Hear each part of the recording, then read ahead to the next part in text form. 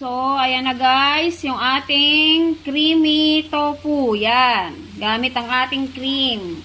Yan, ang ating creamy sizzling tofu. Yan, sarap nito guys, oh. Kita nyo yan, oh.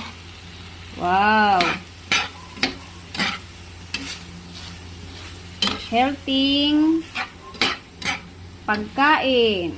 Yan, pag wala kang karne guys, at bawal ka sa mga karne, ito lang guys, sapat na guys.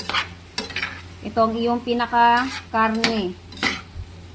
So, ayan. Kunting simmer na lang guys, at medyo okay na ito guys. Kunting-kunti na lang. So, ayan siya guys. Kita nyo yan guys, oh. Sarap nito guys.